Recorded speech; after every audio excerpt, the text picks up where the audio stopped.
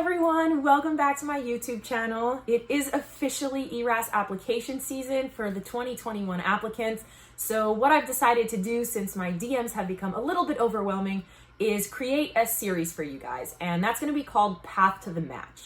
Basically what this Path to the Match series is going to include is any topic that either I had a lot of questions on, and I know you guys will have a lot of questions on, or anything I struggled with along the way that I think will be valuable information for you guys.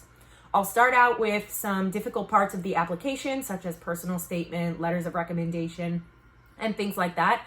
And I will continue to make videos on the Path to the Match series all the way up until submitting your rank list. And so the first video in this series is going to be on personal statements. This is a question that I get asked very often because I think this is the trickiest part of the ERAS application. And that's because there's really no true guidelines on what you should have included in your personal statement. So as we go along throughout this video, just keep in mind that as much as I love reading and as much as I love writing, I honestly don't have any professional experience in either. What this video is meant to do is just give you guys some tips and tricks on some things you can be thinking about to create a core for your personal statement. And just some tips and tricks that I found helpful along the way when I was trying to channel who I was as a person into a one-page essay.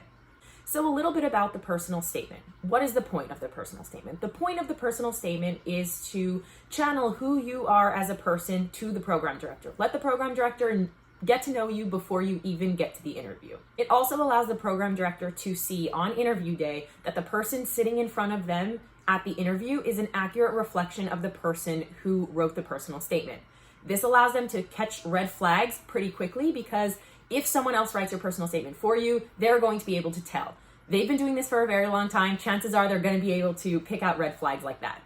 Likewise, they want to see your personality be accurately reflected in person. For example, if you talk a lot about resilience in your personal statement, they want to see in the conversations with you in the interview that you're also very passionate about what you overcame, and what you talked about in that essay is something that you're truly passionate about. In terms of guidelines, there aren't that many true guidelines for writing your personal statement, which is what can make this so difficult to write and so frustrating for so many applicants. The only true guidelines are that you have good spelling, good grammar, you limit it to 1 page or less, and it's 12-point font Times New Roman, which ERAS is going to automatically format it into anyways. Otherwise, it's entirely up to you to tell the programs about yourself. Next thing, how to write a good personal statement. In general, there are 2 rules of thumb you want to follow. 1, don't try too hard, and 2, don't submit something crappy. I went to a panel of program directors last year before I applied to the 2020 cycle, and despite having little nuances in other areas of the application, they all seemed to agree on the personal statement. And the common advice that all 4 of them gave was that an average personal statement is a good personal statement. So there's really 2 things you want to avoid when writing your personal statement. And 1 is not trying hard enough. Bad spelling, bad grammar. This can show that you're not meticulous, and the reader may have the worry that this is going to transfer over into your patient care. The other thing you want to avoid is trying too hard. If you're overly dramatic, it's probably likely that no one's going to believe you. So simplicity is best for personal statements. For once, you actually want to fall in the middle of the spectrum somewhere. This does not mean you shouldn't want to stand out. You absolutely should make your personal statement stand out. But what I'm saying is don't overly dramatize it because it doesn't look good. You can absolutely stand out without being dramatic, and you can absolutely stand out without using fancy long words that you had to Google because you didn't know the definition of them in the first place. A good, solid personal statement is going to be simple. It's going to channel your passions and your personality to the reader, and it's going to make the reader feel like they got to know you a little bit and make you a little bit more relatable. Now moving on to structuring your personal statement. The first thing you want to do in terms of structuring your personal statement is come up with a central idea or a thesis for your essay. Come up with something that your essay is going to be all about. After you come up with it, you're going to want to build around it and use real life examples and support it with characteristics about yourself. The first paragraph is usually going to be the introduction. So basically you're going to introduce the central idea of your paper here, introduce your thesis, whatever the core of your paper is going to be, you want to introduce it in the first paragraph. Also in the first paragraph, you want to make sure that the beginning is very catchy because you want to draw the reader's attention and make sure that they're not bored from the jump. Remember, program directors are reading a lot of these, so if you want to stand out, you have to at least get their attention so that they read the rest of the paper. Paragraphs 2 through 4 are either going to be anecdotes about that particular field in medicine or self-characteristics or experiences you've had that you feel support your central idea or your thesis. This is the part of the essay that you want to make specific for the field of medicine you're going into.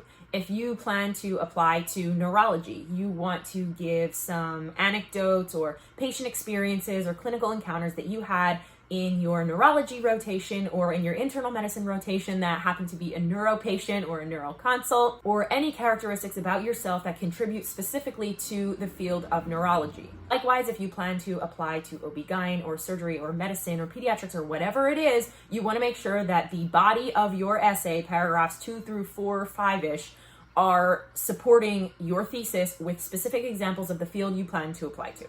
For example, in my personal statement, I included the fact that I am very self-motivated. I introduced this idea at the beginning, but I used this specifically because I was applying for internal medicine. I know that if you practice internal medicine and you don't plan to do a fellowship, general internal medicine is a very, very vast field in terms of knowledge. Guidelines are constantly changing, and so you have to have the drive to stay up to date with these guidelines. That's what's going to make you a good general practitioner, is the commitment to staying up to date with the most current research. So in order to do so, you need to be very self-motivated. So that's one way I tied together a personal characteristic of mine and how that was going to positively contribute to me being a good internist in the future. So paragraph 5 or paragraph 6, whatever your last paragraph is, this is the paragraph that you want to be your conclusion. And in the conclusion, you want to reiterate what makes you a good candidate for that specialty. These qualities are going to make me a good neurologist. These qualities are going to make me a good internist. These qualities are going to make me a good surgeon. What makes you a good candidate for that specialty that you're applying for? In terms of actually figuring out how to structure your personal statement, I just gave you what the generalized format should look like. However, in terms of actually putting this onto paper, that's the hard part. You don't want to just sit down and start trying to write sentences. You want to brainstorm. And what I recommend is, back in like 2nd grade or something, we learned how to draw webs. Maybe not everyone's familiar with this, but basically what it looks like is this. You put your central idea in the middle, you put some supporting evidence and anecdotes around it, and then you expand on those ideas. Create yourself a web. In terms of brainstorming, the best time to brainstorm is when you're not at your desk trying to write your personal statement. I hate to be the bearer of bad news, but I'm telling you now that if you plan to write your personal statement on Saturday evening and you block out a good 4 hours to do so, it's probably not going to happen. Sorry. The best ideas come when you are least expecting it. For example, my first idea for my personal statement came to me when I was on my way home from a 24-hour OB-GYN call in 3rd year, and I was on the subway and I had no paper, no laptop, no nothing. So I just started typing away in my notepad on my iPhone all of the ideas. That's the other piece of advice I have for you. If you think of an idea, stop what you're doing and write it down. Because if you don't, you're going to be very mad at yourself later when you forget it and then it's gone. The other thing I recommend, which is going to make me sound very old school, is stop distracting yourself. I think nowadays we've become so reliant on technology that we are constantly distracting ourselves.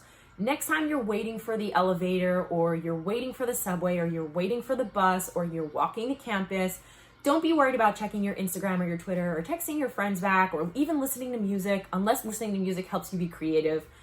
Just let your brain take the time to actually have creative ideas float on by rather than distracting your brain 24/7. I think that this actually helps your brain be a little bit more creative because you're not constantly trying to distract it. You're just letting ideas flow freely.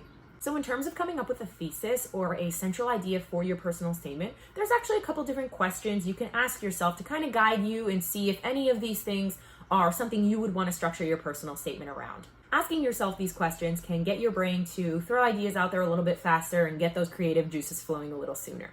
Think about where you are now. How did you get to where you are now? Are there any challenges you faced? Did you have anyone who influenced you getting where you are today? Have you enjoyed the journey? Are there any outside factors that contributed to you getting where you are today? What qualities do you possess that helped you get here or overcome any challenges that you've faced in the past? What have you discovered about yourself along the way? What meaningful patient interactions may you have had? The other thing you want to think about is the specialty that you're applying for. Why do you have an interest in this field? Why are you applying for this field? Where did your interest in this field come from? Has this field helped you discover anything about yourself? Do you have any meaningful patient experiences in this specific field? Do you have a memorable clinical encounter? And this is a lifelong career, so what in particular makes you committed to this specific field for the rest of your life? And the last thing you want to consider is if you have any red flags. If you have any red flags on your application, your personal statement is the perfect opportunity for you to describe them. For describing your red flags, I have two big tips. Number one, be honest. And number two, focus on framing them in a positive light. In terms of being honest, you are absolutely out of your mind if you think that you are the only person applying to residency who has a red flag on their application. That's false. Most people have failed at something, and most people are going to talk about a failure in their personal statement anyways. If you have a red flag, be honest. Personal story, I wrote about a lot of the challenges that I faced in my personal statement, and I was actually complimented in a couple of my residency interviews on how straightforward and honest and upfront I am about the things I failed at in the past. I was completely honest about them, and I actually frame it in the sense that I wouldn't be where I am today without those failures. I think that they're a very important part of my journey, even though a lot of people are afraid to admit them. I'm not ashamed of them. I share them because I want other people who have also had either similar failures or other failures of their own to know that it's okay to fail and that almost everyone does at some point in order to get where they are and be successful. So the other thing is framing it in a positive light. And this is something you want to do with a red flag. So you want to be honest about the red flag or the challenge or the failure, whatever it may be, but you also want to talk about what you learned from it. What qualities did you develop from it? What qualities do you have that helped you overcome it? And how are these qualities going to contribute to you becoming a better physician? Most times, failures or challenges that you face are going to contribute to your success in many different ways. So don't be ashamed that they're part of your journey. They're there for a reason, and ultimately they got you to this place here, which is pretty far. The other thing I want to touch on is remember the residency that you're applying for. I think this is the biggest issue in internal medicine because a lot of people who do pursue internal medicine residency go on to pursue some type of fellowship. However, remember that you are applying for internal medicine residency, not your GI fellowship. So while you can mention how you dream of becoming a gastroenterologist in the future, that's totally fine. But what you want to avoid is talking about gastroenterology only, because you'll have the time to write about that and talk about that when you write your personal statement for your fellowship application. Right now, you are applying for internal medicine residency. It's not guaranteed that you'll get a GI fellowship. I hope you do, but what I'm saying is that if you weren't to get the fellowship you want, you would be an internist until you got the fellowship you wanted. So why do you want to do internal medicine? Likewise, this can be applied to various specialties. I just think that because such a large number of internal medicine residents go on to pursue some type of fellowship and specialty, that's where it's the largest issue. So that's why I use that specific example.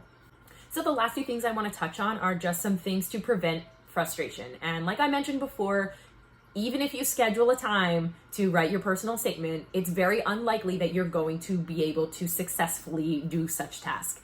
That's just how it is. It happens to everybody. Don't fret. To prevent yourself from becoming frustrated, also remember that this isn't just a 1 or 2 draft process. This is a many draft process. Many people I talk to wind up writing a personal statement and then starting over from scratch because they either have a better idea, a different idea. They didn't feel like they were super passionate when they were writing it the first time around.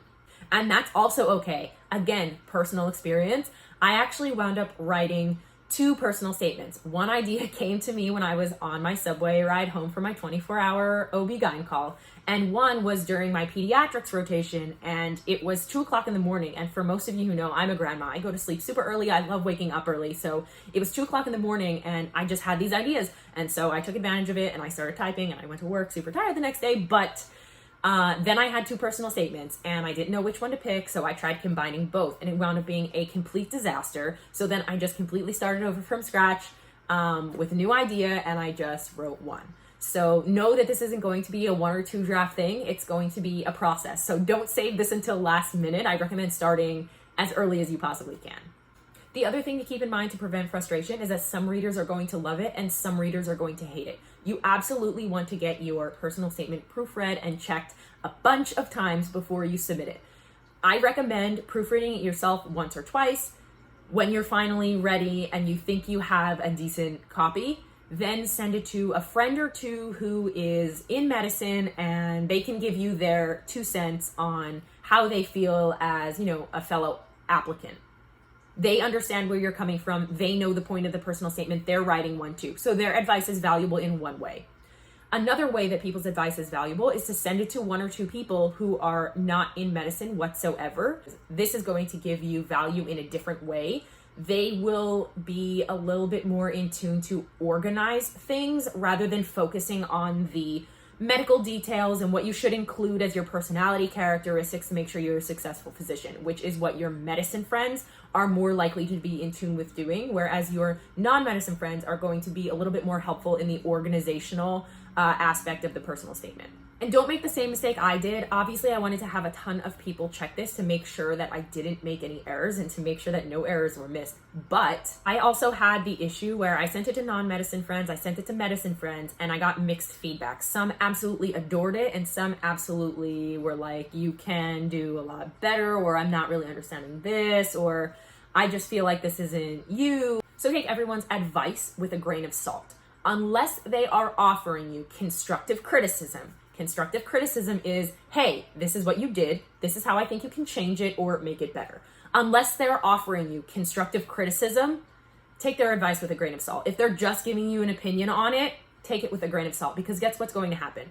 You're going to submit these to all of the programs you apply to, and half the program directors are going to be like, wow, I love this personal statement. And the other half are going to be like, not so great. It's just variability in human preference is all that it is. So that's pretty much all I have for today on personal statements. I hope this was helpful and answered a lot of the questions you guys have on personal statements. I know that this is the most frustrating part of the application because, like I said, there's not really any guidelines and you're trying to appease everyone, and you're also trying to channel everything about yourself onto a piece of paper, which can be seemingly impossible. So I know it's a very daunting task and it's very frustrating and time consuming, but you guys will get through it. I'm confident. As always, if you have any questions, don't hesitate to reach out, and don't forget to like, don't forget to subscribe, and don't forget to follow me on Instagram.